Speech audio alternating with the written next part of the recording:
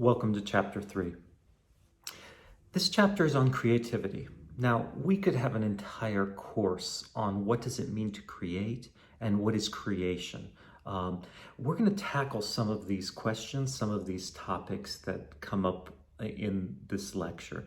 And these are going to provide us with yet another window with which to look at art. Now, just a quick recap. So far, we've used the question, what is a work of art? Chapter 1. And we came up with a bunch of philosophers and their views of how what art did, and how art changed over the millennia. So that's a fascinating way. You could look at works of art just through the eyes of those philosophers and those ideas. Then suddenly in chapter 2, we had this concept of first and second function. So that is a whole other way. Now, what I like about these ideas and these windows is sometimes you'll encounter an abstract work of art where you think, I want to look at this artwork in the first function. I want to look at it with these ideas of first and second function. So some artworks, that window will provide you the best vantage point with which to look at the work of art, whether it's a dance, whether it's a costume design, whether it's a film, any of these things are possible. So here's another. Chapter 3, creation. Let's start with just looking at a few questions that we're going to tackle during this lecture. Ralph Waldo Emerson, who lived between 1809 and 1882, said, "In our fine arts, not imitation, but creation is the aim." Now, this is a fantastic and fascinating thing to say because it goes against what Plato told us. Plato talked about art as imitation, and here Emerson is saying no. What we're really interested within a work of art is its ability to be a creation, not just an imitation of life, that the artist is creating something. I like to start with this little game. This is the create versus make game. So consider the following statements, and which is the best verb choice that you would choose to complete the statement. Eric Hawkins has created or made a dance of unusual beauty and poetry.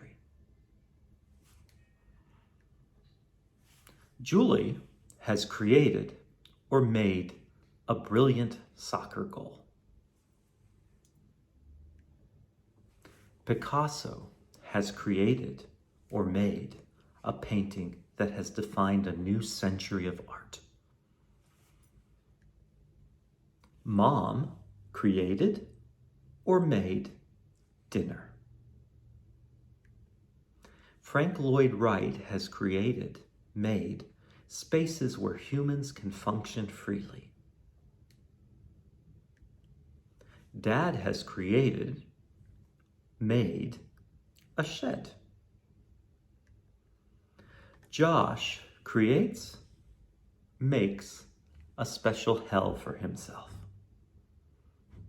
Now, these are curious and these are funny, especially because what we find within them, there's no right answer.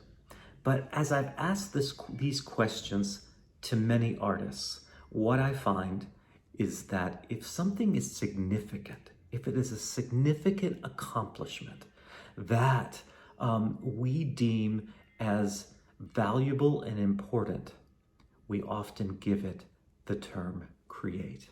That's an honorific statement. That's an honorific word. Now, sometimes I always chuckle at the last one. Josh has created or made a special hell for himself.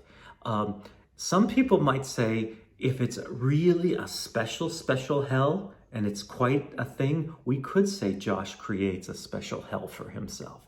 And we would find that is an appropriate and honorific statement in that action. Yeah. So this is a big thing. Even in so many of the myths, our creation myths, and even in the Bible, you have that statement of a God creating the universe. So what does it mean to create? That's the thing that we want to think about and we want to tackle.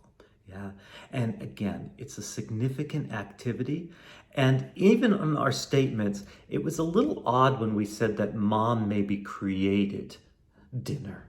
Most people would say mom made dinner. Yeah. That it wasn't uh, as if she made dinner for the very first time.